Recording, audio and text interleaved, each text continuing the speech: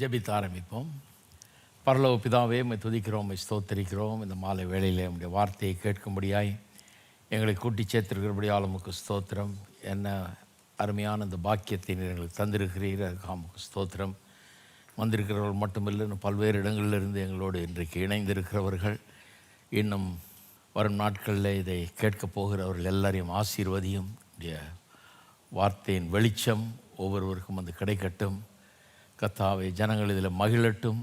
உள்ளம் உடைய சத்தியத்தை குறித்த சந்தோஷத்தால் நிரம்பட்டும். கர்த்தாவே, மனுஷன் அப்பத்தினால் மாத்திரமல்ல, தேவனுடைய வாயிலிருந்து புறப்படுகிற ஒவ்வொரு வார்த்தையினாலும் பிழைப்பான் எழுதியிருக்கிறபடி இந்த வார்த்தைகள் பிழைப்பூட்டுகிற வார்த்தையாய், ஜீவனை கொடுக்கிற வார்த்தையாய் ஒவ்வொருக்குள்ளையும் கிரியை செய்யட்டும்.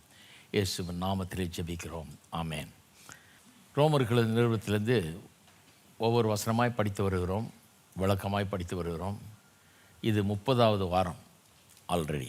ஏற்கனவே முதல் 15 வசனங்கள் இன்ட்ரடக்ஷன், ஆனால் ரொம்ப ஆழமான ஒரு இன்ட்ரடக்ஷன், ரொம்ப விவரமாக பார்த்தோம். அதை 16-17 வசனங்கள் இந்த முழு புஸ்தகத்தில் என்ன எழுதியிருக்குதோ அதனுடைய ஒட்டுமொத்த கருத்து இந்த 16-17 ஆகிய 2 வசனத்தில் இருக்குது.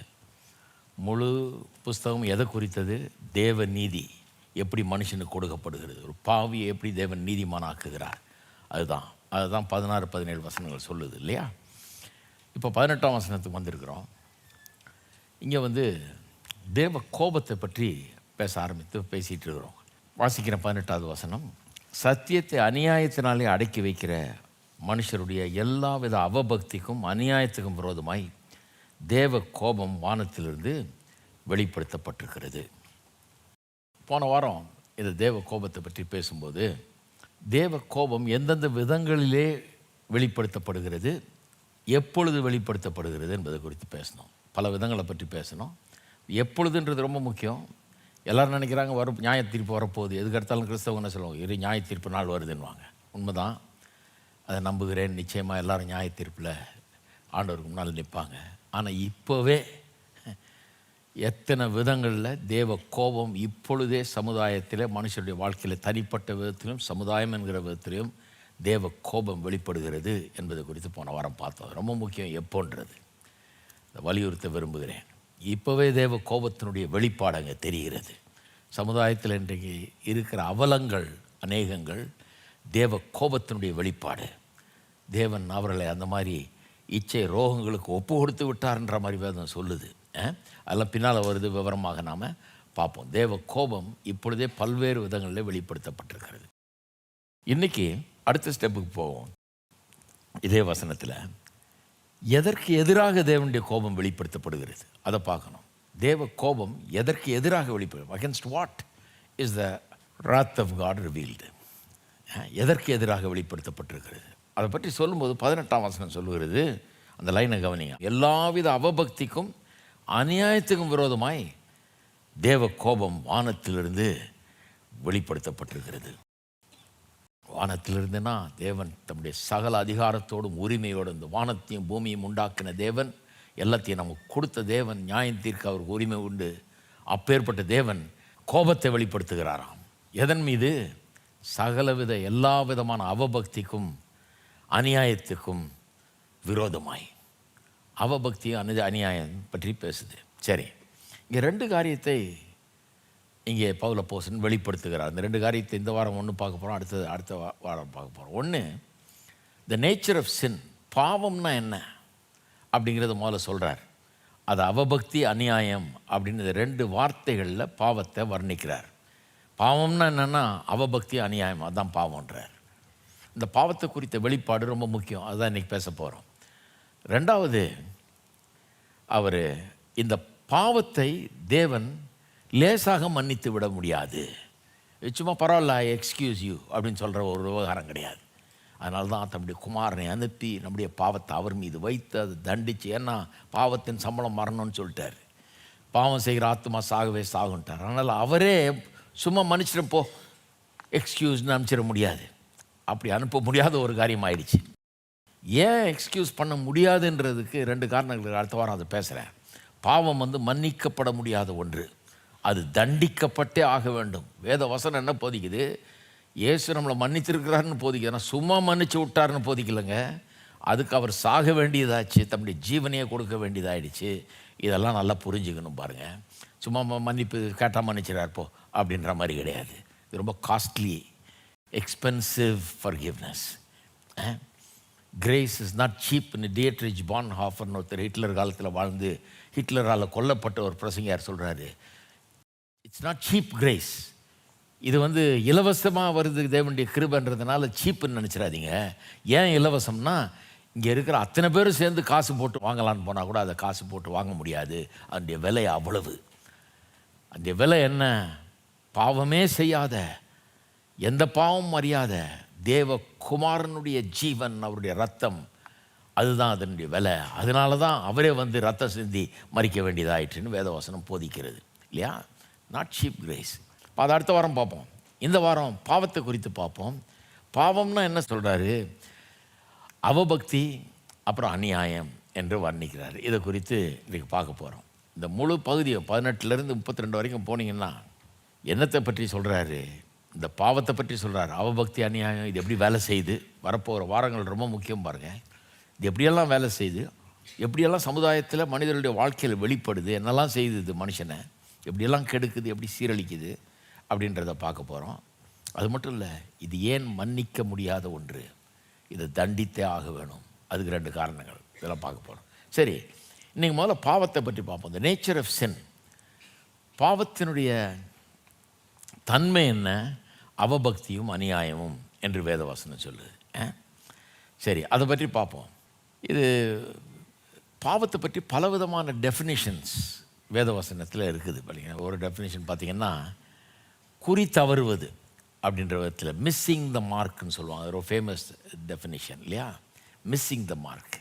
ஆனால் இந்த இடத்துல பவுல் அதுக்கெல்லாம் போகல, மற்ற டெஃபினேஷனுக்குள்ளே போகல. இன்னும் 2-3 டெஃபினேஷன்லாம் சொல்லலாம், அதுக்குள்ளே போகல. இந்த இடத்துல ஒரே ஒரு டெஃபினேஷனுக்கு அவர் கவனம் செலுத்துகிறார். அது என்ன? பாவம்னா தேவனுடைய கட்டளையை அல்லது கற்பனையை, வார்த்தையை ஏதாவது ஒரு விதத்தில் மீறுவது. Sin is any violation or transgression of the law. தேவனுடைய கற்பனைகளை ஏதோ ஒரு விதத்தில் மீறுவது தான் பாவம் என்று இங்கே பவுல் கூறுகிறார். சரி, இதை சொல்லும்போது ஏதாவது ஒரு கற்பனையை மீறுறது தான் பாவம் அப்படின்னா, அப்போ கற்பனைகள் உடனே நமக்கு ஞாபகம் வருது. கற்பனை என்ன? 10 கற்பனைகள் கொடுத்தார் இல்லையா? யாத்திராமம் 20ஆம் அதிகாரத்தில் பார்த்தீங்கன்னா 10 கற்பனைகள் அங்கே நமக்கு கொடுத்தார். அந்த 10 கற்பனைகள் 2 பலகைகளில் எழுதி மோசேயிடம் ஒப்புவிக்கப்பட்டது. கொண்டு வந்து ஜனங்களுக்கு கொடுக்குறான் இல்லையா? அதில் அதை 2 பலகைகள் ஏன் யூதர்கள் மத்தியில் எப்படி அது புரிந்து கொண்டார்கள்னு சொன்னால், அது இயேசுனுடைய போதனையும் அதே மாதிரி தான் வருது. அவங்களுடைய அண்டர்ஸ்டாண்டிங் அப்படி தான். 2 விதமாக பிரிக்கலாம் அதை அப்படின்னு புரிஞ்சு வச்சுருந்தாங்க. ஒன்று, அந்த முதற் பலகை தேவனோடு நமக்குள்ள உறவை குறித்தது. அதில் 4 கற்பனைகள், முதல் 4 கற்பனைகள். தேவன் ஒருவர் தான், இவரை தவிர வேறு எந்த தேவனையும் நீ வணங்கக்கூடாது அப்படிங்கிறது. 2வது, எந்த சொரூபங்களை செய்யக்கூடாது, வணங்கவும் நமஸ்கரிக்கவும் கூடாதுன்றது. 3வது, தேவனுடைய நாமத்தை வீணில் வழங்கக்கூடாதுன்றது. 4வது, ஓய்வு நாளை பரிசுத்தமாய் அனுசரிக்க வேணுன்றது. இந்த 4ம் தேவனோடு நமக்கு இருக்கிற உறவை குறித்தது. 5லேருந்து 10 வரைக்கும் மீதி உள்ள 6 கற்பனைகள். அது என்ன? தாப்பனின் தாயும் கனம் பண்ணுவாயாக, கொலை செய்யாதிருப்பாயாக, விபச்சாரம் செய்யாதிருப்பாயாக, களவு செய்யாதிருப்பாயாக, பொய் சாட்சி சொல்லாதிருப்பாயாக, அப்புறம் கடைசியாக இச்சியாது இருப்பாயாக. சரி, அப்போ 4, 6, முதல் 4 தேவனை குறித்தது. அடுத்த 6 மனுஷரோடு நமக்கு இருக்கிற உறவை குறித்தது. நம்ம யாருமே ஒரு தனி மனிதனாக உலகத்தில் வாழ்வது கிடையாது. நாம் செய்கிற ஒவ்வொரு காரியத்தையும் மற்றவங்களுக்கு பாதிக்குது. இந்த உலகத்தில் நம்ம தனிக்காட்டில் வாழ்கிற மாதிரி வாழ முடியாது. அப்போ மற்றவர்களை பாதிக்கிற விதத்தில், கெடுக்கிற விதத்தில் அநியாயமாக நம்ம நடந்து கொள்ளும்போது அது தேவனுக்கு முன்பாக பாவமாக இருக்குது. அந்த முதல் பலகை என்ன சொல்லுது? தேவனோடு கூட நம்முடைய உறவு எப்படி இருக்குதுன்றதை பற்றி அது வலியுறுத்துகிறது.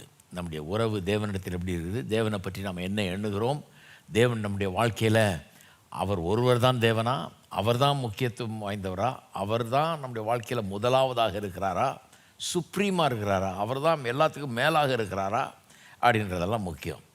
இதை வந்து அப்போஸ்தலனாகிய பவுல் இதில் 2 காரியங்கள் அவருக்கு மனசில் இருக்குது. இதெல்லாம் இன்னும் கொஞ்சம் டீட்டெயில்டாக பின்னால் பேசும். இப்போ மென்ஷன் பண்ணிடுறேன். ஒன்று வந்து particular sins versus sin itself. Particular சின்ஸ்னால் குறிப்பிட்ட பாவங்கள், கொலை செய்கிறது, களவு செய்கிறது, பொய் பேசுகிறது, அந்த மாதிரி குறிப்பிட்ட பாவங்கள் இல்லையா. சின் இட் செல்ஃப்னா என்ன, பாவம்னா என்ன, பாவம்னா இந்த குறிப்பிட்ட பாவங்கள் இல்லை, அதுக்கும் மேலான ஒன்று தேவனிடத்தில் நம்முடைய உறவு எப்படி இருக்குதுன்றதை பற்றிய காரியங்கள் இல்லையா. இதில் வந்து அந்த முதல் பலகை வந்து தேவனோடு நம்முடைய உறவை பற்றியது இல்லையா, அது பாவத்தை பற்றியது. இதுக்கு பின்னால் வர்றது பாவங்களை பற்றியது. அதனால் இந்த ஆர்டர்லாம் ரொம்ப முக்கியம். முதல்ல பாவம்னு என்னென்னு புரிஞ்சுக்கணும், அப்புறம் தான் பாவங்கள்னு என்னென்னு புரிஞ்சுக்கணும். இந்த உலகத்தாருக்கு வந்து பாவங்களை பற்றி பேசுனீங்கன்னா அவங்களுக்கு ஒரு ஆட்சேபனை கிடையாது. அவங்க என்ன சொல்லுவாங்க, ஆமாம் கொலை செய்யக்கூடாது, பாவம் அது அப்படின்னு அவங்களும் ஒத்துக்கிறாங்க. பாவம்னு களவு செய்யக்கூடாது, பொய் சொல்லக்கூடாது, விபச்சாரம் செய்யக்கூடாது, பொய் சாட்சி சொல்லக்கூடாது, எல்லாம் பாவம். யாரும் பாவம் இல்லைன்னு சொல்ல மாட்டாங்க, அதுக்கு முழு ஒத்துழைப்பு கொடுப்பாங்க. ஆமாம் அதெல்லாம் பாவம் அப்படின்வாங்க. உங்கள் பைபிளில் சொல்லியிருக்கா, ரொம்ப சந்தோஷம், பாவம்வாங்க. ஆனால் அந்த பாவங்கள் அது இல்லையா. பாவம்னு சொல்கிறது வேற. அது என்ன, இதெல்லாம் ஒரு வேளை செய்யாமல் இருக்கலாம். நீங்கள் பொய் சொல்லாமல், களவு செய்யாமல், கொலை செய்யாமல், இதெல்லாம் இந்த லிஸ்ட்டை போட்டால் இங்கே இருக்க முக்கால்வாசி பேர் தப்பிச்சிருவீங்க. எல்லாம் கரெக்டாக இருக்குங்க, நான் இதெல்லாம் செஞ்சதே கிடையாதுன்றீங்க. எத்தனை பேர் கொலை செஞ்சுருக்கிறீங்க சரிங்களா? செஞ்சால் கூட கையை உயர்த்த மாட்டீங்க. பட் அப்படிப்பட்ட ஆட்கள் கிடையாது இல்லையா. ஓரளவுக்கு டீசெண்டான ஆட்கள். நம்ம இது மாதிரிலாம் பண்ணுறது கிடையாது. அப்போ ஜனங்க என்ன நினச்சிக்குவாங்க, சரி நான் இதெல்லாம் செய்யலை அப்படிங்கிற மாதிரி போய்க்குவாங்க. ஆனால் பாவம்ங்கிறதுல அவங்களுக்கு பிரச்சனை. உலகத்தாருக்கு வந்து இந்த பாவங்கள்ன்றதை ஒத்துக்கிறாங்க. ஆமாம் இதெல்லாம் பாவம் ஒத்துக்கிறோம் அப்படின்றாங்க. அதை பற்றி பேச பரவாயில்ல, கொலை செய்யாத, திருடாத, பொய் சொல்லாத, கரெக்ட் பேசுன்றாங்க.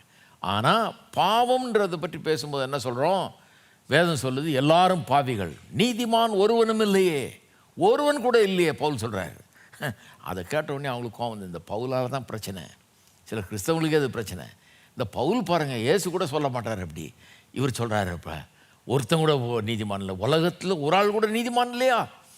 என்னை கேட்டு பாருங்கள், இந்த தெருவில் இருக்க எல்லாரோட நான் நீதிமான் அப்படின்வான். கோவம் அவங்களுக்கு. அது எப்படி சொல்லலாம்? எல்லாரும் பாவம் செய்து தேவ மகிமையற்று போனார்கள் எப்படி சொல்லலாம்? எல்லாரும் பாவின்னு சொல்லலாமையா அப்படின்றாங்க. எல்லாரும் பாவின்னு சொல்லும்போது எல்லாரும் பேங்க்கு திருடினாங்க, கொலை செஞ்சாங்க, விபச்சாரம் பண்ணாங்கன்னு சொல்லுங்க. நாங்கள் கிறிஸ்தவர்கள் எல்லாரும் பாவம் செஞ்சாங்கன்னா என்ன தெரியுமா, பைபிளில் என்ன தெரியுமா சொல்லியிருக்கு? எல்லாரும் பாவம் செய்தாங்கன்றது எதை சொல்லியிருக்குது? இந்த உங்களுக்கு உயிரை கொடுத்து, உங்களுக்கு எல்லாத்தையும் கொடுத்து, நாசியில் சுவாசத்தை கொடுத்து, அறிவை கொடுத்து, திறமையை கொடுத்து, எல்லாத்தையும் கொடுத்து வச்சுருக்கார் ஆண்டவர். அந்த ஆண்டவர் யாருன்னு கொஞ்ச நேரமாவது யோசித்தீங்களா? அந்த ஆண்டவர்கிட்ட தினந்தோறும் கையை உயர்த்தி, ஆண்டவரே உமக்கு நன்றி, எனக்கு எல்லாத்தையும் கொடுத்தீர, உமக்கு நன்றின்னு சொல்கிறதுக்கு ஒரு நிமிஷம் எடுத்தீங்களா? எல்லாத்தையும் அனுபவிக்கிறீங்க, மூச்சை விடுறீங்க, வாங்குறீங்க, என்னமோ உங்கள் ரைட் ராயல் இது மாதிரி, உரிமை மாதிரி, நிலத்தில் விளையுது, சாப்பிட்றீங்க, எல்லாம் பண்ணுறீங்க. ஆனால் ஒரு நாளாவது ஆண்டவருக்கு நன்றி செலுத்தினோமா, நம்ம அந்த ஆண்டவர் அறிஞ்சிருக்கிறோமா? அது மட்டும் போதாது, அவர் தான் எனக்கு எல்லாத்த காட்டிலும் முக்கியம். ஏன்னா அவர்கிட்ட தானே எல்லாம் வருது, அவர் தானே எல்லாத்துக்கும் ஆதாரம். அவர் நிறுத்திட்டாருன்னா, கரண்ட்டை கட் பண்ணி விட்ற மாதிரி வீட்டில் கட் பண்ணி விட்டாருன்னா நாளிலேருந்து லைட்டு கிடையாது, அவ்வளோதான். என்ன பண்ணுவீங்க? சூரியன் வெளிச்ச நாளைக்கு இல்லைன்னா என்ன பண்ணுவீங்க? கும்மு இருட்டாயிடும். கரண்ட்டு கட் பண்ணாருன்னா ஆண்டவர் என்ன ஆகுது? ஹலோ, நீ பில்லு பே பண்ணல போ அப்படின்னு கட் பண்ணி விட்டாருன்னா எங்கே போகிறது நம்ம சொல்லுங்கள்? பண்ணுறதில்ல ஆண்டவர். எவ்வளோ இரக்கம் உள்ளவர். நம்ம ஃப்ரீயாக எல்லாத்தையும் அனுபவிச்சுக்கிட்டு எல்லாத்தையும் இது பண்ணிக்கிட்டு அவரை கொஞ்சம் கூட நினச்சி பார்க்குறதில்ல, மதிக்கிறதே கிடையாது. நேரம் இருந்தால் கோயிலுக்கு போவோம், ஏதாவது முடிஞ்சால் ஏதாவது செய்வோம். கடவுளாக அவரை லாஸ்ட்டில் வச்சுக்குவோம், லாஸ்ட்டில் வச்சுக்குவோம். ஏதாவது ஓட்ட உடச்சல் மிஞ்சி கிழிஞ்சது ஏதாவது இருந்தால் அதை கடவுளுக்கு கொடுப்போம். இந்த மாதிரி எண்ணம் ஜனங்களுக்குள்ள. வேதம் சொல்லுது அப்படி இருக்க முடியாது. அப்போ பவுல் வந்து மனசில் என்னத்தை வச்சுருக்காரு? இந்த பாவங்கள், பாவம், இந்த ரெண்டுத்துக்குள்ள வித்தியாசத்தை மனசில் வச்சுட்டு தான் பேசுகிறாரு. அன்காட்லினஸ், அதாவது அவபக்தின்றது பாவம். தேவனுக்கு நேராக நம்ம தேவனை குறித்து நாம் வைத்திருக்கிற எண்ணங்கள், தேவனை குறித்து நம்முடைய மனப்பான்மை, தேவனோடு நமக்கு உள்ள உறவு, பாவம், அதுதான் அங்கே தான் பாவம் வருது. நம்ம ஒன்றுமே செய்யாமல் இருக்கலாம், ஒரு தப்பும் செய்யாமல் இருக்கலாம், ஆனால் பாவிகளாக இருக்கலாம். நம்ம நல்லவர்களாகவே இருக்கலாம் உலகத்தின் பார்வையில், ஆனால் பாவிகளாக இருக்கலாம். ஏன்னா கடவுளுக்கு வாழ்க்கையில் இடமே கிடையாது. கடவுளுக்கு ஒரு துளி இடம் கூட கொடுக்கல, ஒரு நிமிஷம் கூட அவருக்கு நன்றி சொல்கிறதில்ல, அவரை நினச்சி பார்க்குறதில்ல, ஒன்றும் பண்ணுறதில்ல. அதுதான் பாவம். இந்த கீழே வர்ற 6 கற்பனைகள் இருக்குது பாருங்கள் 10ல், அது அநியாயம். அது என்னன்னா செயல்கள், அதெல்லாம் பாவங்கள். கொலை செய்கிறது, தகப்பனை தாயும் கனம் பண்ணாமல் இருக்கிறது, களவு செய்கிறது, பொய் சொல்கிறது, எச்சிக்கிறது, இதெல்லாம் விபச்சாரம் செய்கிறது, இதெல்லாம் கெட்ட செயல்கள், இதெல்லாம் அநியாயங்கள். ரெண்டுத்துக்குள்ள வித்தியாசம், அன்காட்லினஸ் அண்ட் அன்ரைச்சஸ்னஸ். அவபக்தி, அநியாயம்னு தமிழில் வருது இல்லையா? சரி, இந்த ரெண்டுத்தை பற்றி சொல்லும்போது பவுல் இன்னொரு காரியத்தையும் மனசில் வச்சுருக்காருன்னு நினைக்கிறேன். ஏன்னா அவர் யூதர் மட்டும் இல்லை, இயேசு கிறிஸ்துவை விசுவாசித்து ரட்சகராக ஏற்றுக்கொண்டு இப்போ இயேசுவை ஃபாலோ பண்ணுறாரு. இயேசுடைய போதனைகள் அவருக்கு நல்லா தெரியுது. பல இடங்களில் இயேசுவை குறிப்பிட்டிருக்கிறார். அவர் இயேசு சொன்னதை சொல்கிறார், அதையும் மனசில் வச்சுட்ருக்காருன்னு நினைக்கிறேன்.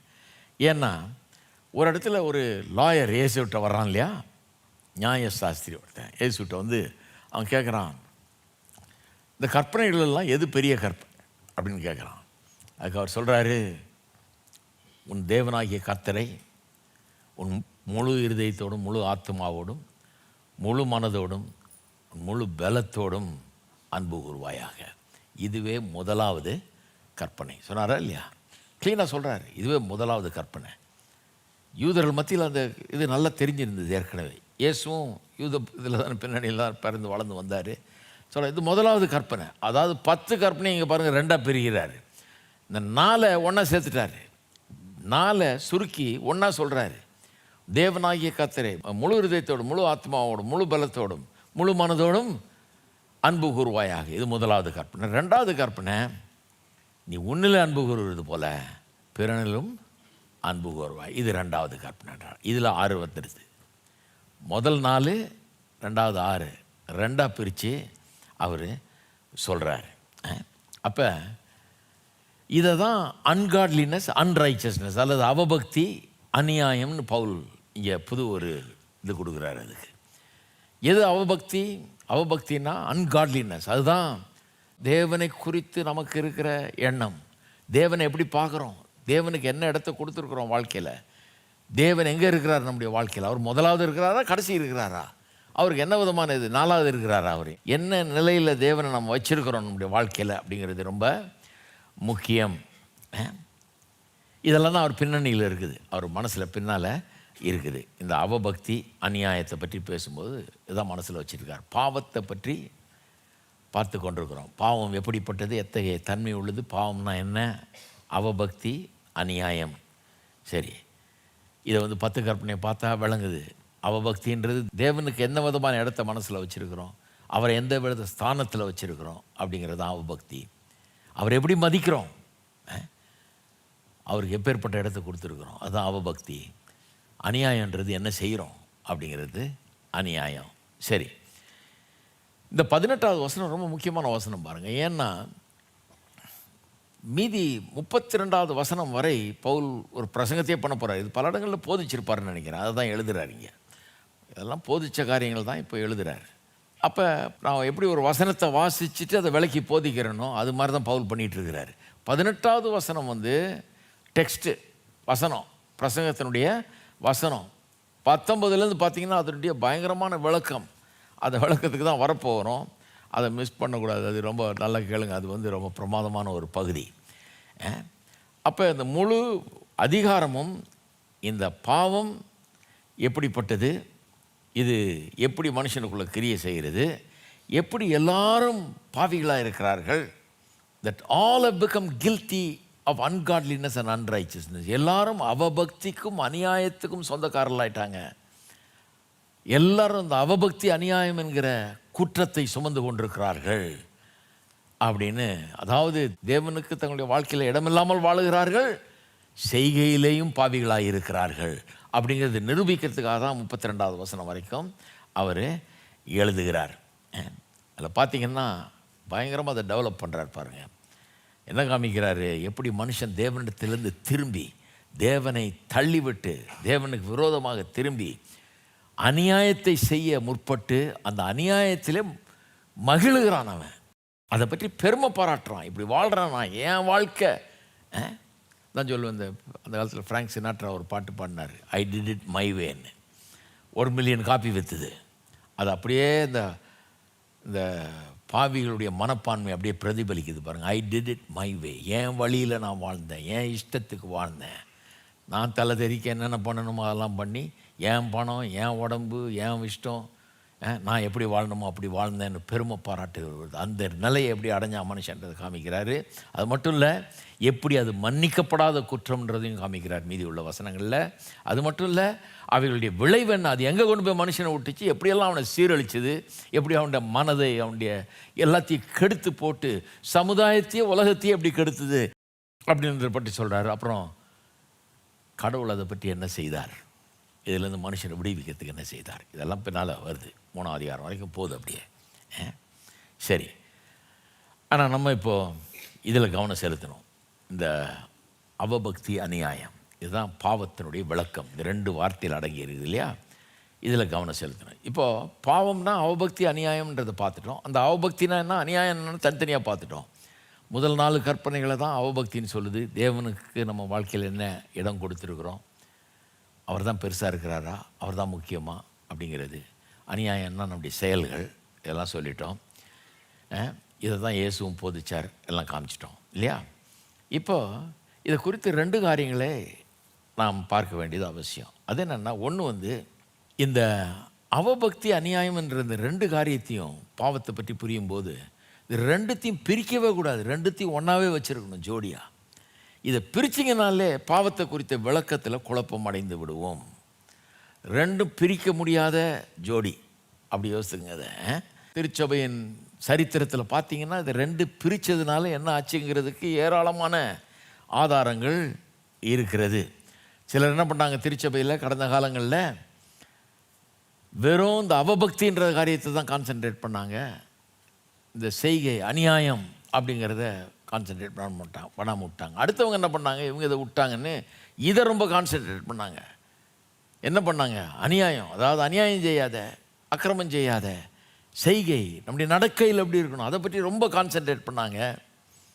ஆனால் நம்முடைய உள்ளம் எப்படி இருக்குது, ஆண்டவர் நம்ம எந்த இடத்துல வச்சுருக்கிறோம், அவருக்கு முதலிடம் கொடுத்தோமா, அவர் தான் நம்முடைய வாழ்க்கையில் பெருசாக இருக்காரான்றதை விட்டுட்டாங்க.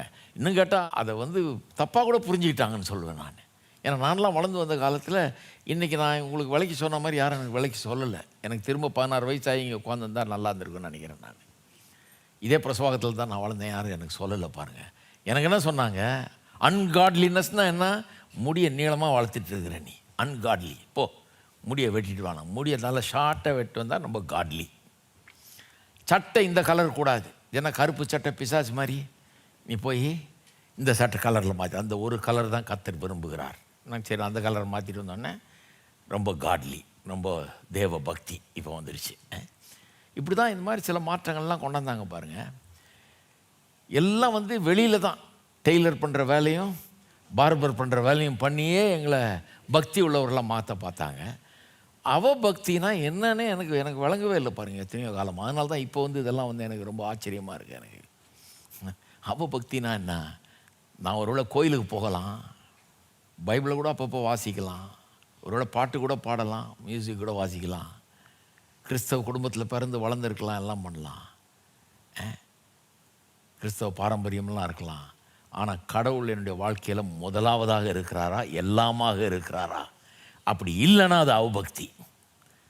அவருக்காக, அவருடைய மகிமைக்காக நான் வாழுகிறேன்னா, அவருக்காகவே வாழ்கிறேன்னா, அவர் சித்தத்தை செய்யும்படியாக வாழ்கிறேன்னா, இல்லைன்னா அது அவபக்தி, அது அன்காட்லி. இதை யாருமே சொல்லித்தரல. இது எவ்வளோ எளிதான ஒரு காரியம். இதை புரிந்து கொள்ளாமல் விட்டதுனால எங்களுக்கு எது பாவனும் புரியல, எது கிறிஸ்தவன்னா எப்படி இருக்கணுன்றதும் புரியல. சிலர் அவபக்தின்றதை ரொம்ப கான்சென்ட்ரேட் பண்ணி அதையும் தப்பாக சொல்லி விட்டாங்க. இது அநியாயன்றதை சிலர் அதை வலியுறுத்தி நடக்க எப்படி இருக்கணும்னு அதை பற்றியே போச்சாங்க. இதை விட்டுட்டு அதை போதிக்கிறதுன்னு எதையாவது ஒன்று பண்ணால் அதனால் பெரிய விளைவுகள் ஏற்படுதுன்றதுக்கு திருச்சபை அதுக்கு ஒரு எடுத்துக்காட்டாக இருக்குது. 2ம் எப்போவுமே ஒன்றா போகணும். சரி, அது முதலாவது காரியம். 2த்தையும் ஒன்றாவே வச்சுருக்கணும், பிரிக்கக்கூடாது. 2வது காரியம் என்னென்னா, இந்த ஆர்டர் ரொம்ப முக்கியம். முதல்ல அவபக்தி, அப்புறம் அநியாயம். பவுல் இந்த இதை எப்படி சொல்கிறாருன்றது ஏதோ எதேர்ச்சியாக அப்படி சொல்லிடல. சிலர் நினைக்கிறாங்க, சரிங்க அவபக்தி அநியாயம்னு போட்டார், நம்ம அநியாயம் அவபக்தின்னு கூட போட்டுக்கலாம், அதில் என்ன இருக்குது, வார்த்தை தானே, சும்மா இப்படியும் போட்டுக்கலாம் அப்படியும் போட்டுக்கலாம், இப்படி பரட்டிக்கலாம் அப்படி பரட்டி கிடையாது. பவுல் ரொம்ப ப்ரிசைஸாக எழுதுகிறாரு. எழுதுறது ஒரு நோக்கத்தோடு எழுதுகிறார். இந்த ஆர்டர் ரொம்ப முக்கியம். முதல்ல அவபக்தி, அப்புறம் அநியாயம். அது ஏன்னு இப்போ காமிக்கிறேன், அதுக்கு போவோம் நம்ம. இப்போ ஏன் இந்த ஆர்டர் ரொம்ப முக்கியம், ஏன் முதல்ல அவபக்தி வரணும், அதுக்கப்புறம் தான் அநியாயம் வர வேணுங்கிறதுக்கு சில காரணங்கள் சொல்கிறேன். முதலாவது காரணம், பாவத்தினுடைய சாராம்சமே அவபக்தி தான். அங்கே தான் அது ஆரம்பிக்குது, அங்கே தான் அது வேர் விடுது, அங்கே தான் அதனுடைய வேரே இருக்குது. அது இல்லைன்னா ஒன்றும் செடி வர முடியாது, அந்த அநியாயம் வர முடியாது. பாருங்கள், அவபக்தியில் தான் ஆரம்பிக்கிறது. அதுதான் பாவம், அதுதான் பாவம். அதுலேருந்து வர்றது அநியாயம் செயல்கள். ஆனால் பாவன்றது அது இப்போ ஒரு வேறு மாதிரி, அது ஆழமாக இருக்குது, அது உள்ள. அதுதான் பாவத்தை பாவமாக்குகிறது. அது நமக்கு தேவனோடு கூட இருக்கிற உறவை பற்றிய ஒரு காரியம் அது. அதனால் அதை நல்லா புரிஞ்சு வச்சுக்கணும். அப்போ அவபக்தினா என்ன? அவபக்தினா என்னென்னா, ஏதாவது ஒரு விதத்தில் தேவனுக்காக, தேவனுடைய மகிமைக்காக நாம் வாழாமல், அவருடைய நாமத்தினுடைய துதிக்காக நம்ம வாழாமல் போகிறோமே, அதுதான் அவபக்தி. ஏதாவது ஒரு விதத்தில் தேவனுடைய மகிமைக்காக வாழாமல் போயிடுறோம், தேவனை மகிமைப்படுத்தாமல் போயிடுறோம். and we fail to live to the praise of his holy name. அவருடைய பரிசுத்த நாமத்தினுடைய மகிமைக்காக நாம் வாழாமல் போயிடுறோம். அதுதான் அவபக்தி, அதுதான் பாவம். பாவங்கள் இல்லை, பாவம். இந்த பாவத்திலிருந்து தான், அதாவது உள்ளத்தில் தேவனை அவமதிக்கிறோம், உள்ளத்தில் தேவனுக்கு கொடுக்க வேண்டிய மரியாதையை கொடுக்கறது இல்லை, உள்ளத்தில் தேவனை வைக்க வேண்டிய இடத்துல வைக்கல, உள்ளத்தில் அவர் பெருசா இல்லை, எல்லாத்த காட்டிலும் அவர் பெருசா இல்லை. அதுதான் அவபக்தி. விளங்குதுங்களா உங்களுக்கு? அவமரியாதை, லிட்ரலி அவருக்கு உரிய மரியாதையை கொடுக்கறது இல்லை. இப்போ உங்கள் வீட்டில், இந்த தேசத்திலே பெரிய மனுஷன் உங்கள் வீட்டுக்கு வர்றாரு, அவர் கொஞ்சம் ஓரமாக உட்காருங்கன்னு வேண்டாம் உட்கார வச்சுட்டு நீங்கள் ரசம் வச்சுட்டு இருப்பீங்களா அடுப்பில்? ஹலோ, இல்லை இது ரொம்ப முக்கியமாக பண்ண வேண்டியது இருக்குதுங்க, வீட்டுக்காரர் வந்துடுவார், ரசம் காப்பார், எல்லா வேலையும் விட்டு அங்கே அட்டன் பண்ண மாட்டீங்க? ஏன்னா அவர் எல்லாத்த காட்டிலும் பெரியவர். ஆண்டவர் நம்முடைய வாழ்க்கையில் எங்கே இருக்கிறார், அவ்வளோதான்.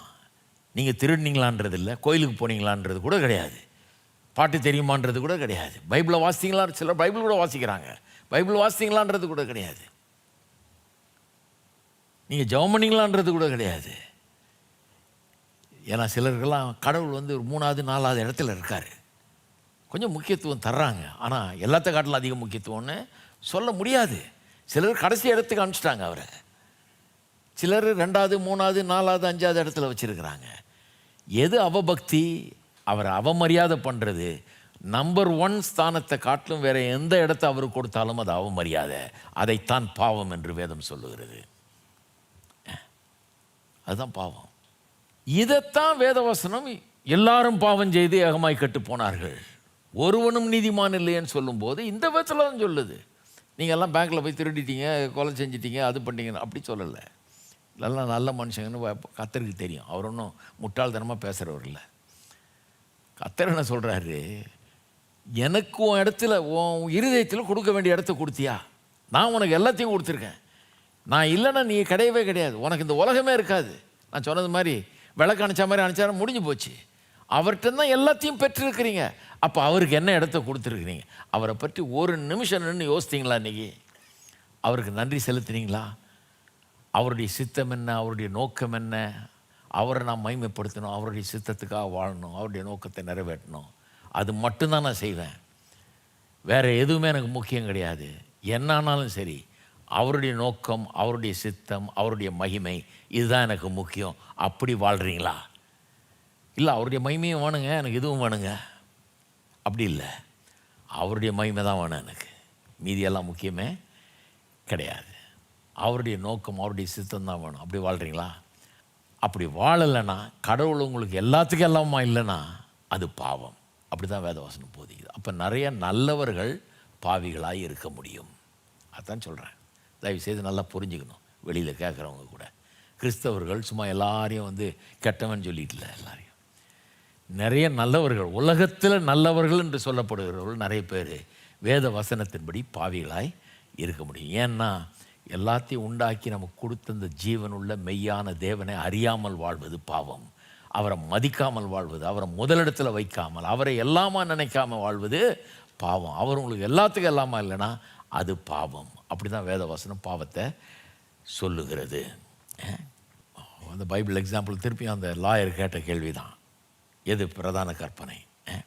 அதிலே சொல்லிட்டார், முழு மனதோடு, முழு இருதயத்தோடு, முழு ஆத்மாவோடு, முழு பலத்தோடு அன்பு கூறுவாயாக. அப்படி அன்பு கூறுறோமா? இல்லை, நான் அன்பு கூறுறேங்க. இல்லை இல்லை, முழு பலத்தோடு, முழு மனதோடு, முழு இருதயத்தோடு, முழு ஆத்மாவோடு, அறகுறையா இல்லை, எல்லாம் முழு முழு முழு. தேவனை அறிந்து கொள்ளுறது தான் உங்களுடைய பிரதான ஆசையாக இருக்குதா? தேவனை தொழுது கொள்ளுகிறது, அவருடைய சித்தத்தை செய்கிறது, அவரை மகிமைப்படுத்துறது தான் உங்களுடைய பிரதான நோக்கமாக இருக்குதா? அதுதான் சரி. அதில் குறைவு ஏற்பட்டால் அதைத்தான் பாவம் என்று வேதம் நமக்கு போதிக்கிறது. இயேசுவை பாருங்கள், அதுக்கு பர்ஃபெக்ட் எக்ஸாம்பிளாக இருக்கிறார் அவர். இயேசுவை பார்த்தீங்கன்னா அவர் சொல்கிறார், பூமியில் உண்மை நான் மகிமைப்படுத்திட்டேன், நீர் கொடுத்த வேலையை நான் செஞ்சு முடிச்சிட்டேன். அப்போ பூமியில் வாழ்கிற வாழ்க்கையே அவர் வேறு எதுக்குமே வாழவே இல்லை. பிதாவின் சித்தத்தை செய்வதே எனக்கு ஆகாரமாக இருக்குதுன்ட்டார். வேறு எதுக்காகவும் அவர் இல்லை, அவருடைய சித்தம் தான். அவர் எங்கே போக சொல்கிறாரு, போகிறாரு, என்ன பேச சொல், ஒன்று கூட நான் தானாக செய்கிறது இல்லைன்றார். அவர் சொல்லி தான் நான் செய்கிறேன்றார். எல்லா அற்புதமும், எல்லா போதனைகளும், எல்லா செயல்களும் எல்லாம் அவர் சொல்லி தான் நான் செய்கிறேன். பிதாவின் சித்தத்துக்காகவே வந்திருக்கேன், அதை செய்கிறதுக்காகவே வாழ்ந்துக்கிட்டு இருக்கிறேன் அப்படிங்கிறார். அந்த பக்திங்கிறது ஏதோன்றது பக்தி இல்லை. நம்ம ஆளுங்க இருக்காங்க பாருங்கள், இந்த ஆஃபீஸுங்களில் பார்ப்பீங்க, ஆஃபீஸ் தந்தாருன்னா அப்படின்னுமா, இப்படி போனோன்னு அப்படின்னுமா. அது இல்லைங்க பக்தி. கத்தர்கிட்ட அந்த மாதிரி பண்ண முடியாது பாருங்கள். பக்திங்கிறது உள்ளம், அவரை எப்படி மதிக்கிறோம், நம்ம அவரை என்னவா வச்சுருக்கிறோம், எல்லாத்த காட்டிலும் முக்கியமாக வச்சுருக்கிறோம். அது அவருக்கு தெரியாதுன்னு நினைக்கிறோமா? நம்ம கண்டிப்பாக தெரியுங்க, அவருக்கு தேவன் அவர். அதில் ஏமாற்ற முடியாது, நம்ம கண்டிப்பாக தெரியும். அதுதான் காட்லினஸ், அதுதான் தேவ பக்திங்கிறது. ஆனால் உலகம் சொல்கிற பக்தி இல்லை, பக்தி மார்க்கம் இல்லாது, இது வேறு.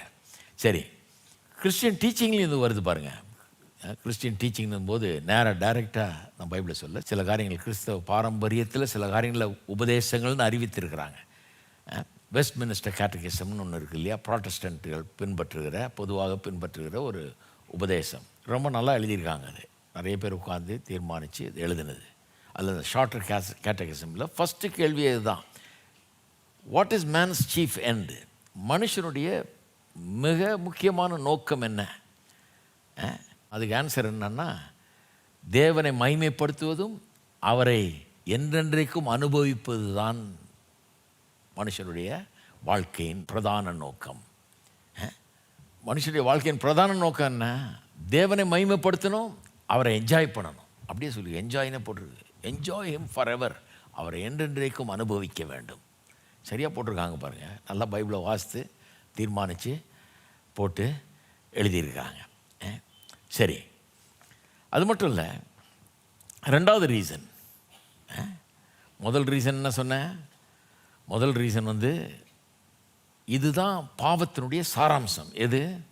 இந்த அவபக்தின்றது. அதனால தான் அது முதல்ல வரணும். அதை போட்டு ரெண்டாவது போட்டுறக்கூடாது, இது முதல்ல வரணும். இதுதான் அவபக்தின்றது தான் முதல்ல வருது, அப்புறம்தான் இந்த பாவங்கள் வருது இல்லையா? அப்போ பாவத்தினுடைய எசன்ஸ், அதனுடைய வேறு இதுதான். அதனால தான் முதல்ல வரணும். ரெண்டாவது, ஏன் இந்த அவபக்தியை முதல்ல போடணும், அநியாயத்தை ரெண்டாவது போடணும்னா, அவபக்தி தான் முதல்ல நடந்த பாவம். ஆதியாகமம் 3ஆம் அதிகாரத்தில் அது பெரிய போதனையே பண்ணியிருக்கேன் நான். 3ஆம் அதிகாரம் ரொம்ப இன்ட்ரெஸ்டிங் அதிகாரம். ஆதியாகமம் 3ஆம் அதிகாரம் பாவத்தை பற்றிய அதிகாரம். அதில் பார்த்தீங்கன்னா, விலக்கப்பட்ட கனியை எடுத்து ஏவாள் புசிக்கிறாள், புருஷனுக்கு கொடுக்குறா. அப்போ தான் பாவம் நடந்ததுன்னு நினைக்கிறாங்க நிறைய பேர். பாவம் அப்போ நடக்கலை, அந்த செயலில் நடக்கலை பாவம். அது பாவம் தான், ஆனால் அதுக்கு முன்னாடியே பாவம் உள்ளே வந்துருச்சுன்றேன். எப்போ பாவம் உள்ளே வந்தது? பிசாசானம் ஒரு பெரிய பொய்யை தூக்கி போடுறான். என்ன சொல்கிறான்? இப்போ சொல்கிறா, நான் மரத்தின் கனியும் புசிக்கக்கூடாதுன்னு சொல்லிட்டாரா அப்படின்னு கேட்குறான். இல்லை இல்லை, புசிக்கலாம், பட் ஆனால் இந்த மரத்தின் கனியை புசிக்க வேணான்னு சொன்னார். நன்மை தீமை அறியத்தக்க விருட்சத்தின் கனியை புசிக்க வேணான்னு சொன்னார். புசிக்கும் நாள்லே புசிச்சாலோ தொட்டாலோ செத்துருவேன்றார். அப்படி சொல்ல அவர் புசிச்சா தான் சாவேன்றாரு. அவள் கொஞ்சம் குழப்பம், இவன் சரியாக போதிக்காமல் விட்டான் போல இருக்கான். அதனால் புசிச்சாலும் தொட்டாலும்ன்றா. உடனே பிசாசு பதில் சொல்கிறான் பாருங்கள், பெரிய பாம்பு மாதிரி தூக்கி போடுறான். சாகவே சாகாய், சாக மாட்டே நீ. இன்னும் கேட்டால் நீ கடவுளை போல ஆயிடுவ, கண் திறக்கப்படும், நன்மை தீமை அறியத்தக்க தேவனை போல நீ ஆயிடுவ அப்படின்னு பெரிய பொய்யை சொல்கிறான் பாருங்க. பெரிய பொய்யை சொன்ன உடனே என்ன நடக்குது, இவளுக்குள்ள கடவுளை பற்றி ஒரு சந்தேகம் உள்ளே வந்துருச்சு. அங்கே தான் அவபக்தி வந்துருச்சு, உள்ள பாவம் உள்ளே வந்துருச்சுங்க. கர்த்தரை சந்தேகப்படுறான். ஓஹோ, என்கிட்ட இந்த எதையோ விலைக்கு வச்சுட்டாரோ, நான் அவரை மாதிரி ஆகக்கூடாதுன்னு பார்க்குறாரோ, நான் அவர் நிலைக்கு வந்துடக்கூடாதுன்னு பார்க்குறாரோ, இவன் வந்து சொல்கிறானே அவரை மாதிரி ஆயிடலான்றானே, கண்ணு திறக்கப்பட்டுரும், தேவனை மாதிரி ஆயிடலாம், நன்மை தீமை அறியத்தக்குள்ள ஆயிடலான்றானே அப்படின்னு அவர் மேலே ஒரு சந்தேகம் வந்தது பாருங்கள். அவர் வார்த்தையை நம்பாப்ப போனா பாருங்கள், அங்கே தான் பாவம் வந்தது. இதுக்கும் இயேசுனுடைய சோதனைக்கும் பாருங்கள், இதே பிசாசு இயேசுண்ட வர்றான்.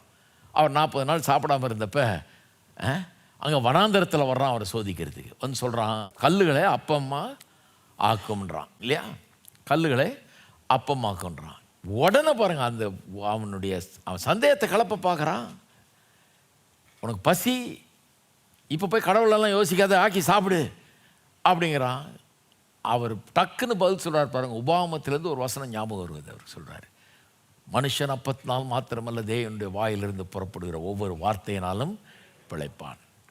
சரி, என்னடா அப்படி சொல்லிட்டாருன்ட்டு அடுத்ததுக்கு போகிறான். ஆலயத்தின் உப்பிரிகை மேலே கொண்டு போயிட்டு இங்கேருந்து தாள குதியும் தேவதூதர்கள் வந்து ஏந்தி கொண்டு போவார்கள்னு எழுதியிருக்கிறதுன்றான். அவன் நல்லா படிச்சிருக்கான் பைபிளை.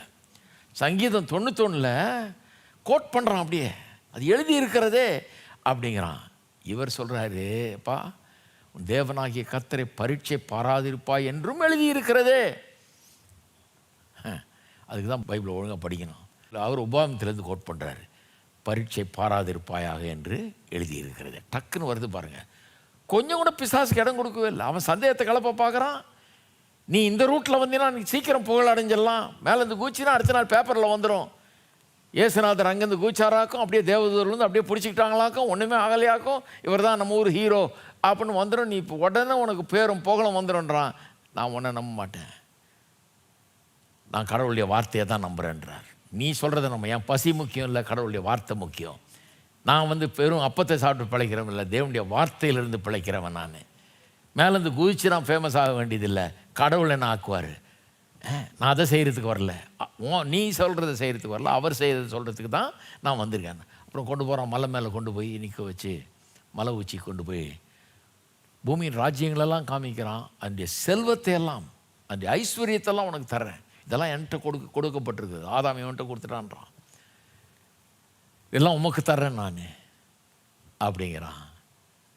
அவர் சொல்கிறாரு, இல்லை இல்லை, தாளை பணிஞ்சு என்ன வணங்குன்றான். அவர் சொல்கிறாரு, நான் அவரை தவிர வேறு யாரையும் வணங்க மாட்டேன். முதலாவது கற்பனைக்கு போயிட்டார். அவர் ஒருவர் தான் தேவன், அவரை தான் வணங்குவேன், ஒன்றும் வணங்க மாட்டேன். எல்லாத்துக்கும் வசனம் தான், உபாகமத்திலேருந்து தான் எடுக்கிறார் 3 தடவையும். என்ன மாதிரி ரெஸ்பான்ஸ் பாருங்கள்.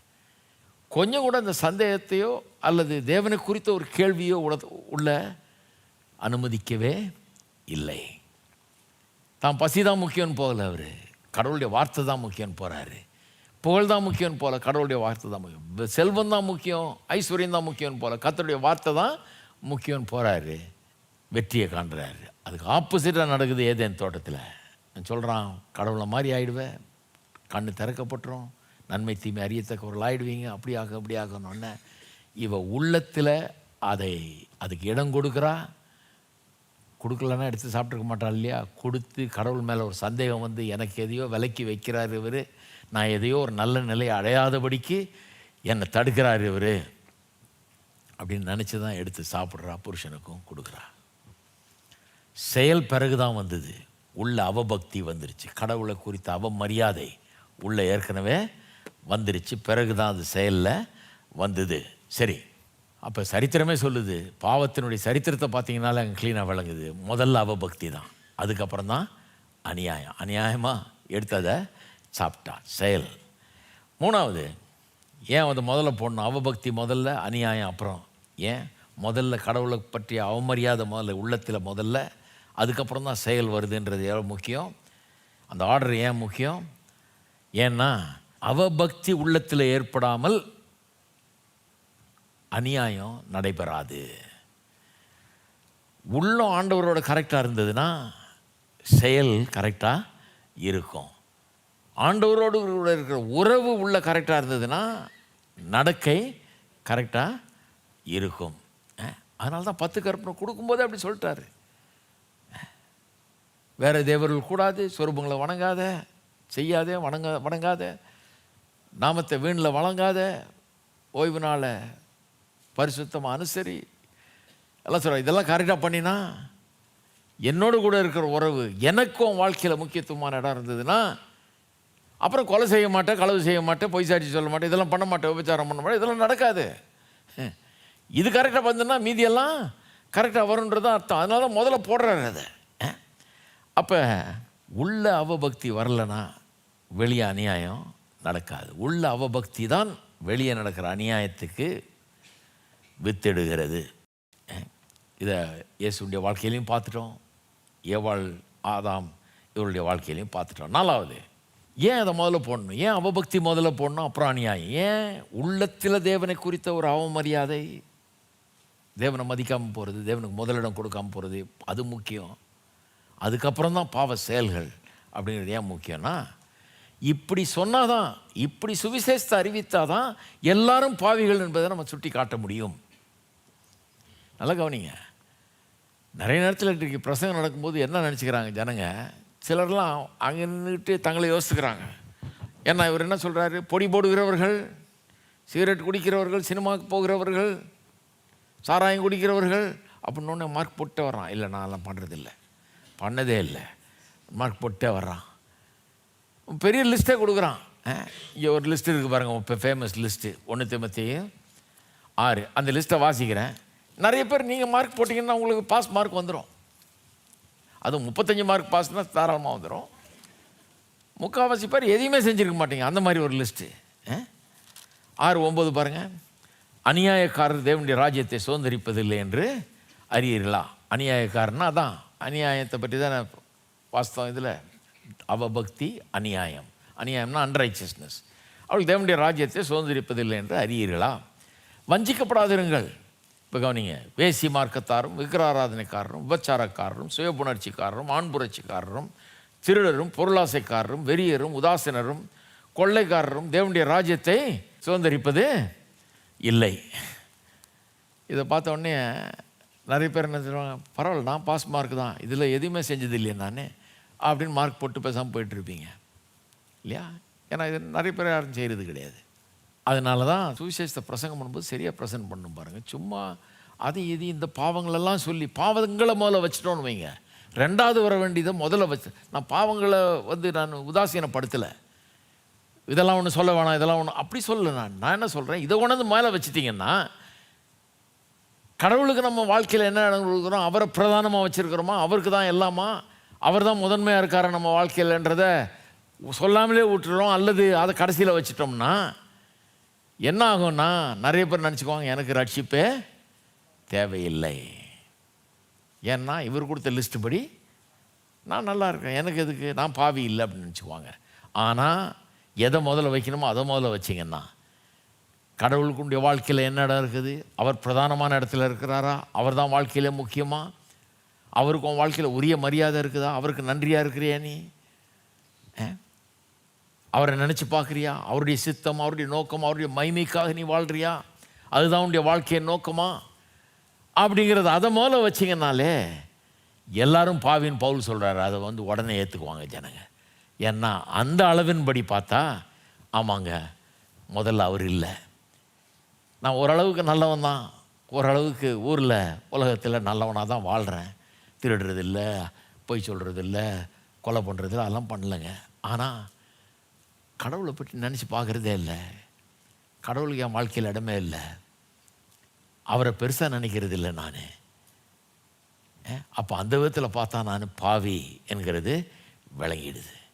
அப்போ அதனால தான் பாருங்கள், பெரிய பெரிய பரிசுத்தவான்கள் எழுதும்போது அவங்க எழுதுகிறாங்க, திடீர்னு இந்த ரியலைசேஷன் வந்தவொடனே கதறி எழுதாங்களாம். ஐயோ இவ்வளோ நாள் நான் எனக்கு எல்லாத்தையும் உயிர் மூச்சை கொடுத்து எல்லாத்தையும் கொடுத்து இவ்வளவு நாள் என்னை காப்பாற்றி என்னை நடத்தி வந்த இந்த கடவுளை கொஞ்சம் கூட மதிக்காமல் ஏன் இஷ்டப்படி நான் வாழ்ந்துட்டேனே அப்படிங்கிற அந்த உணர்வு வந்தவொடனே கதறி அழுதாகலாம். இது புரியாதவர்களுக்கு அது என்ன எப்படி தெரியுதுன்னா அது எப்படி அது என்னையா சும்மா ஒரு ரிலிஜியஸ் இமோஷன்யா இது ஒன்றும் கிடையாது, இதெல்லாம் சும்மா உணர்ச்சி வசப்பட்டு 4 பேர் அழுகுறாங்க, இதை பிரசங்கத்தில் போட்டு ஆளை உழுக்கிடுறாங்க அப்படின்னு நினைக்கிறாங்க. கிடையாது. அவங்க உள்ளத்தில் ஒரு முதல் முறையாக பார்க்குறாங்க. நான் நினச்சிட்டு இருந்தேன் நான் டீசெண்டான ஆளுன்னு, நான் நினச்சிட்டு இருந்தேன் என்கிட்ட ஒரு குறையும் இல்லைன்னு. ஆனால் இப்போ தான் எனக்கு தெரியுது என்னை உண்டாக்கின கடவுளுக்கு அவமரியாதை பண்ணிட்டேன். அவரை என் வாழ்க்கையில் வெளியே வச்சுட்டேன். அவருக்கு இடமே கொடுக்கல, அவரை முதலாவது வைக்கல, அவரை கனப்படுத்த வேண்டிய விதத்தில் கனப்படுத்தலை, துதிக்க வேண்டிய விதத்தில் துதிக்கலை, மதிக்க வேண்டிய விதத்தில் மதிக்கலை, அவருக்காக வாழலை, அவருடைய சித்தத்தை பற்றி கவலைப்படலை. ஏன் எனக்கு விருப்பம் என்ன, ஏன் சித்தம் என்ன, இதே தான் என் பொழப்பா போச்சு, எவ்வளோ பெரிய தவறை பண்ணிட்டேன் அப்படிங்கிறத உணர்ந்து அப்படி தான் மனம் திரும்புதல் ஏற்படுது. ஒருத்தர் ரட்சிக்கப்படுறான்னா என்னங்க ரட்சிப்பது? ரட்சிக்கப்படுறான்னா இதில் மாற்றம் ஏற்படுது. என்ன சொல்கிறான்? இன்னையிலிருந்து கடவுள் தான் எனக்கு பிரதானம், எல்லாத்த காட்டிலும் அவர் தான் முக்கியம், அவருடைய மகிமை, அவருடைய சித்தம், அவருடைய நோக்கம் அதுதான் எனக்கு முக்கியம். அவர் என்ன விரும்புகிறார், அவருடைய வார்த்தை என்ன சொல்லுகிறது, அதுக்கு தான் மரியாதை எனக்கு. என் வாழ்க்கையில் அவருக்கு தான் முதல்ல மரியாதை நான் செலுத்துகிறேன் அப்படிங்கிற நிலைக்கு வர்ற மாதிரி அதுதான் ரட்சிப்பு. இப்படிப்பட்ட ரட்சிப்பு உண்டாயிருக்குதா எல்லாருக்கும்? அதுதாங்க ரட்சிப்பு. எனக்கு அதுதான் முக்கியம். ஆண்டவர் மகிமைக்காக வாழணும், அவரை துதிக்கணும், அவருடைய சித்தம் என் வாழ்க்கையில் நடக்கணும். அதுக்கு தான் ஜெபம் பண்ணுறோம், அதுக்கு தான் பைபிளை வாசிக்கிறோம், அதுக்கு தான் சர்ச்சுக்கு போகிறோம், அதுக்கு தான் அவரை ஆராதிக்கிறோம். சிலர் எதுக்கு போகிறாங்கன்னா, நீங்கள் போயிட்டு வந்தோன்னு எங்கள் தாத்தா காலத்துலேருந்து நாங்கள் போயிட்டுருக்குறோம், போகாமல் எப்படி இருக்குது அப்படி போகிறாங்க. பரவாயில்ல, ஆனால் ஏதோ ஒரு காலத்தில் இந்த மாதிரி ஒரு மாற்றம் ஏற்படணும் உள்ள. அதுதான் மறுபடியும் பிறக்கிறதுன்றோம், ஒரு புது வாழ்வு உண்டாகிறது. இப்படியோ வாழ்ந்துக்கிட்டு இருந்தோம், இப்போ என்ன பண்ணுறோம்? we are born again. எப்படி? இந்த ரியலைசேஷன் வந்துருச்சு, இந்த உணர்வு வந்துருச்சு, கடவுளுக்கு என் வாழ்க்கையில் இடம் இல்லாமல் போயிடுச்சு, அப்படி வாழ்ந்துட்டேன், இப்போ இனிமேல் கடவுளுக்காக நான் வாழப்போகிறேன் அப்படின்னு நம்ம அர்ப்பணிக்கிறது. சரி, அப்போ இந்த அவபக்தின்றது என்னன்னு புரியலன்னா, அன்காட்லினஸ்ன்றது என்னன்னு புரியலன்னா, அப்படிப்பட்டவர்களுக்கு பாவம்னா என்னென்னு புரியல, பாவினா என்னன்னு புரியல. அதுதான் பிரச்சனைங்க, அதுதாங்க பிரச்சனை. சரி, 5வது அவபக்தியை எடுத்துட்டு அநியாயத்தை முதல்ல வச்சா, அதாவது கடவுளுக்கு நம்முடைய வாழ்க்கையில் எந்த இடத்த கொடுக்குறோன்றதை தள்ளிட்டு செயல்களை முன்னால் வச்சா, நான் ரொம்ப நல்லவன், நான் ரொம்ப யோகியனாக்கும் அப்படின்று நம்முடைய செயல்களின் அடிப்படையில் நம்ம அதை முன்னால் வச்சோம்னா, இதை 2வது கொண்டு போனோம்னா, அதை மாதிரி தேவனை இன்சல்ட் பண்ணுறது வேறு எதுவுமே கிடையாது. ஏன்னா நம்ம என்ன சொல்கிறோம் அது பண்ணுறதன் மூலமாக? கடவுளுடைய உதவி இல்லாமலே, கடவுள் என் வாழ்க்கையில் இல்லாமலேவே நான் நீதிமானாக வாழ முடியும், நான் நல்லா வாழ முடியும். அவர் ஒன்றும் பெரிய அவசியம் இல்லை, எனக்கு உள்ளேயே நான் ரொம்ப நல்லவன், நானாகவே ரொம்ப நல்லவனாக வாழ்ந்துருவேன் அப்படின்னு சொல்லும்போது எப்பேற்பட்ட ஒரு அவமரியாதை பாருங்கள். இது ரெண்டும் அதனால தான் ரொம்ப பின்னி பிணைக்கப்பட்டிருக்கிறது. ரெண்டுத்தையும் பிரிக்கவே முடியாது. அவபக்தி, அநியாயம், அன்காட்லினஸ் அண்ட் அன்ரைச்சஸ்னஸ் பிரிக்கவே முடியாது. கடவுளே இல்லாமல், கடவுளுக்கு நான் முதலிடம் தராமல், கடவுளுக்கு என் வாழ்க்கையை அர்ப்பணிக்காமல், அவருக்குன்னு வாழணுன்ற ஒரு அர்ப்பணிப்பு இல்லாமல், அவருடைய உதவி இல்லாமல், அவருடைய தயவு இல்லாமல் நானே சிறந்த முறையில் வாழ முடியும் அப்படின்னு நினச்சா, அதை மாதிரி ஒரு பாவம் கிடையவே கிடையாது. அது ரொம்ப கத்தராகவும் மதிக்கிற மாதிரி. அவர் கடைசி இடம் கூட இல்லை, வேணவே வேணான்றோம் நம்ம. அவர் தேவையே இல்லை எனக்கு, 4வது 5வது இடத்துல கூட வைக்கல. அவர் என்ன பண்ணுறோம்? இவர் தேவையில்லை, கடைசி இடத்துல கூட தேவையே இல்லை, இவர் எதுக்கு, நானே நல்லா வாழ்ந்துட்டு போகிறேன் அப்படின் போது எவ்வளவு பெரிய ஒரு அவமரியாதை பாருங்கள் அது. சரி, 6வது காரணம், நியாய தீர்ப்பு நாளில் நியாய தீர்ப்பு வரும்போது இந்த குறிப்பிட்ட காரணத்தின் நிமித்தமாக தான் முதல்ல ஜனங்கள் நியாயம் தீர்க்கப்படுவார்கள். கடவுளுக்கு நம்ம வாழ்க்கையில் எந்த இடத்த கொடுத்தோம், நம்முடைய கிரியைகளுக்கு தக்க பலன்லாம் அது அப்புறம், கிரியைகளை பார்க்க போகிறாரா அதெல்லாம் கிரியை அப்புறம் வருது பாருங்க. எது முதல்ல முக்கியம்? கடவுளுக்கு வாழ்க்கையில் என்ன இடம் கொடுத்துருக்க, அதுதான் ரட்சிப்புங்கிறது. கடவுளுக்கு முதலிடம் கொடுக்கப்பட்டதா? அதுவும் இல்லாமல் தேவன் என்ன பண்ணியிருக்காரு? நம்முடைய ரட்சிப்புக்காக அவருடைய சொந்த குமாரனை அனுப்பி சிலுவையில் மரிக்க செய்து இப்படிப்பட்ட ஒரு மீட்பை உண்டு பண்ணியிருக்கிறாரு. அதை மதித்தோமா? நம்ம அதை ஏற்றுக்கொண்டோமா? அவர் ஏற்படுத்தின அதான் ஒரு நோய் இருக்குது, தீராத நோயின்றாங்க, மருந்து கண்டுபிடிக்கப்படுகிறது. இனிமேல் அந்த நோயினால் யாரும் சாக வேண்டியதில்லை, மருந்து இருக்குதே. அப்போ இனிமேல் சாகிறவங்க எதனால் சாகிறாங்க? மருந்து இல்லாதனால சாகலை, அந்த மருந்து எடுக்காதனால சாகிறாங்க. அப்படி தான் நடக்க போகுது பாருங்கள் கடைசியில். ஏன் ஜனங்கள் நித்திய அழிவுக்குள்ளே போகிறாங்க? போகிறவங்க ஏன்னா ரட்சிப்பு இல்லைன்றதுனால இல்லை, கடவுள் ரட்சிக்காமல் விட்டுட்டார்ன்றதுனால இல்லை, கடவுள்கிட்ட அன்பு இருக்கிறது இல்லைன்றதுனால இல்லை, அவர் தம்முடைய அன்பினால் குமாரனை அனுப்பி சிலுவையில் மரிக்க செய்து இந்த பாவம் என்கிற பிரச்சனைக்கான மருந்தை ஆயத்தை பண்ணி கொடுத்துட்டாரு. இந்த மருந்தை எடுக்க மறுக்கிறார்கள் இவர்கள். மருந்து எடுக்காமல் எப்படி ஜனங்க சாகிறாங்களோ அது மாதிரி தான் கடைசியில் அழிவுக்குள்ளே ஜனங்கள் பிரவேசிப்பார்கள். அப்போ நியாய தீர்ப்புக்கு எது அடிப்படையாக இருக்க போகுது? முதல் காரியம் எதை பார்க்க போகிறாங்க? கடவுளுக்கு உங்களுடைய வாழ்க்கையில் நீங்கள் எந்த இடத்த கொடுத்துருக்குறீங்க. இப்போ இதெல்லாம் யோசித்து பார்க்க வேண்டிய ஒரு காரியம். ரட்சிப்பை பற்றி ரொம்ப தெளிவாக இருக்கணும் நம்முடைய மனசில். பாருங்கள், இந்த பாவம்னா என்ன, பாவங்கள்னா என்ன வித்தியாசம் தெரியலன்னா ரட்சிப்பை பற்றி தெளிவு ஏற்படவே சான்ஸே கிடையாது.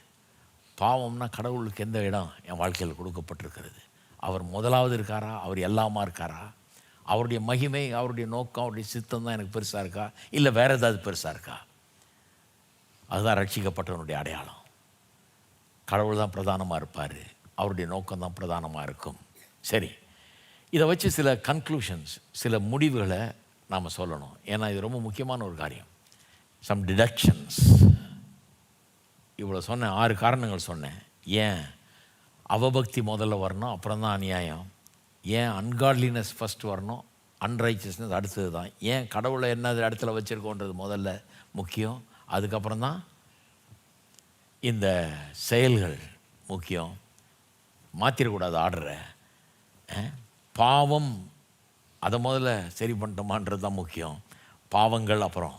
இதை சரி பண்ணாலே இது சரியாகும், இதுதான் அதுக்கு வேறு. இத்தனை எப்படிலாம் சொல்லணுமோ அப்படியெல்லாம் சொல்லிட்டேன். சரி, இதிலிருந்து சில முடிவுகள். பல காலமாகவே நீங்கள் பார்க்கலாம் சரித்திரத்தில், கடவுள் இல்லாமல் மனுஷனை எப்படி நல்லா வாழ வைப்பதுங்கிற ஒரு பெரிய முயற்சி நடந்து கொண்டு தான் இருக்கிறது. ஜனங்க என்ன சொல்கிறாங்க? கடவுளை கொண்டாடாதீங்க, சன்மார்க்கத்தை போதிங்க, மாரல் இன்ஸ்ட்ரக்ஷன் கொடுங்க, கடவுளை உள்ளே கொண்டாடாதீங்க.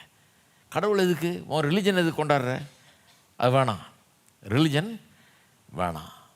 வெறும் சன்மார்க்க நெறிகளை போதியுங்கள், நல்ல உபதேசங்களை பண்ணுங்கள்.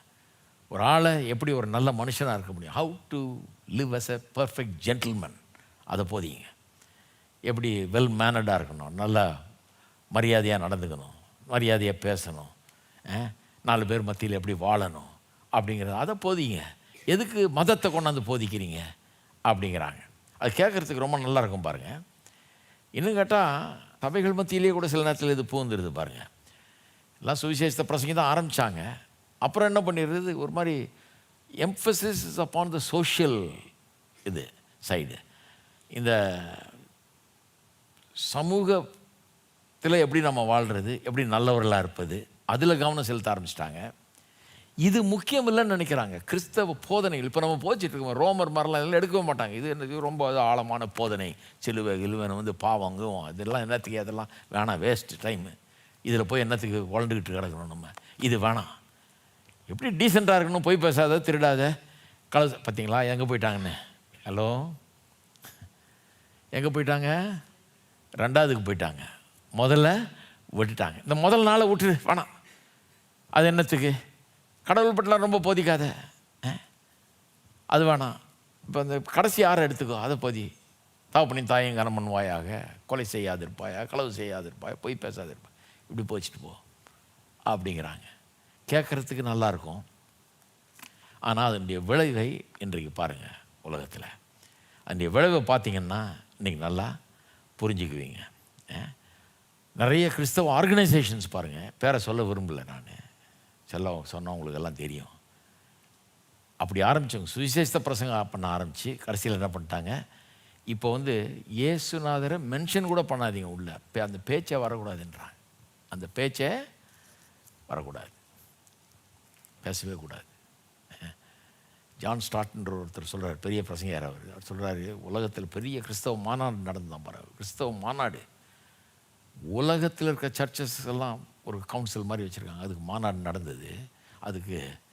அதில் என்ன நடந்ததுன்னு சொல்கிறாரு. அது ஒரு வாரம் பூரா நடக்கும், அங்கே சுவிட்சர்லாண்டில் நடக்கும். அதில் ஒரே ஒரு தடவை தான் இயேசுன்ற பேர் சொன்னாங்களாம். அது எதுக்கு சொன்னாங்களாம்? மற்ற மதங்கள் என்ன போதிக்கிறது என்பதை நாம் கவனிக்க வேணும். ஏனென்றால் நாம் வெறும் இயேசுவை பற்றி மற்றவங்களுக்கு சொல்லணும்னு நினைக்கக்கூடாது. மற்றவங்க என்ன சொல்கிறாங்கன்றதை உட்காந்து நம்ம கவனிக்க வேணும்னு சொல்கிறதுக்காக, அதிலிருந்து நாம் ஏதாவது கற்றுக்கொள்ள வாய்ப்பு உண்டு அப்படின்னு சொல்கிறதுக்காக அதை சொன்னாங்களாம், இயேசுன்ற பேரை. அவ்வளோ பெரிய மனுஷன் அதை சொல்கிறாரு. ஐ பிலீவ் இன் ப்ரீச்சிங்னு ஒரு புக் இருக்குது, அதில் சொல்கிறார் ப்ரீச்சிங் எவ்வளோ முக்கியம்னு. ப்ரீச்சிங் இதை போதிக்கணுங்க. எதுக்கு இந்த உபதேசத்தை போதிக்கணும்? எதுக்கு ரோமர்? எதுக்கு இவ்வளோ ஆழமான ஒரு போதனை? எதுக்கு பாவத்தை பற்றி இவ்வளோ பெரிய விளக்கம்? எதுக்கு இந்த பாவம், மனுஷனுடைய பாவம் அது எப்படி அவனை சீரழிக்குது, கெடுக்குது? எதுக்கு இதை டீல் பண்ணாமல் நீங்கள் அடுத்த ஸ்டெப் போக முடியாதே? இது இல்லாமல் ஒரு மாற்றத்தை சமுதாயத்தை கொண்டாடலான்ற ஒரு பெரிய முயற்சி நடந்து கொண்டு தான் இருக்கிறது. அன்றையிலேருந்து நடக்குது, இன்றைக்கும் நடக்குது. ஆனால் அதில் தோல்விதான் அடைந்திருக்கிறார்கள். முதல் உலக மகா யுத்தம் ஆரம்பிக்கிறதுக்கு முன்னால் சொன்னாங்க, அப்போ நல்ல நல்வாழ்வு வந்துருச்சு, இந்த கேபிட்டலிசம் அதெல்லாம் வந்து பெரிய டெமோக்ராட்டிக் சொசைட்டியெல்லாம் உருவாகி, எக்கானமியெல்லாம் பெரிய இம்ப்ரூவ் ஆகி, வருமானமெல்லாம் அதிகமாகுது, ஜனங்கள்லாம் நல்லா வசதியாகிறாங்க, படித்து நல்லா மேலுக்கு வந்துட்டாங்கன்னா, அப்பா பிரமாதமாகிடும், யாரும் திருட மாட்டான், பொய் சொல்ல மாட்டான், கொலை செய்ய மாட்டான், ஒன்றும் செய்ய எல்லாம் நல்லா ஆகிடுவாங்கன்னாங்க. ரொம்ப நல்லா சமாதானமாக வாழ்வோன்னா டக்குன்னு வேர்ல்டு வார் வந்தது.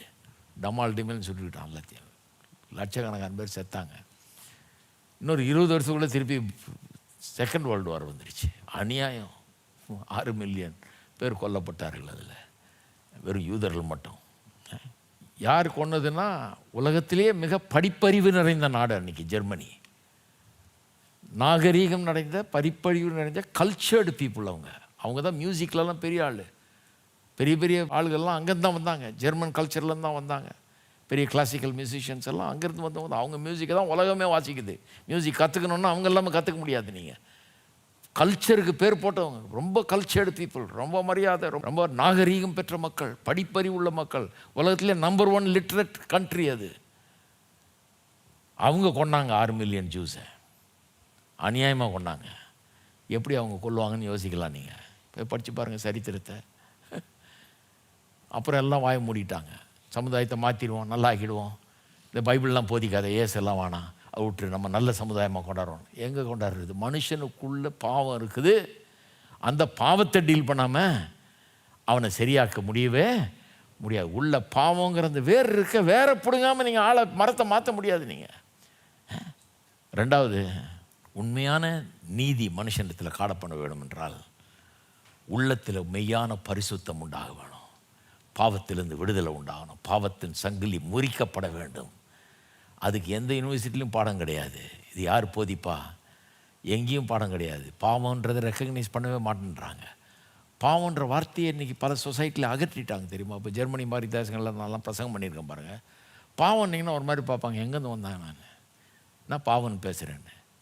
க்ரைம்னு சொன்னால் புரியும் அவங்களுக்கு. கொலை வந்து க்ரைம், பாவம் இல்லைன்றாங்க. இப்போ க்ரைமை கூட மாற்றிட்டாங்க. க்ரைமை கூட மாற்றி டிசீஸ்னு கொண்டாந்துட்டாங்க.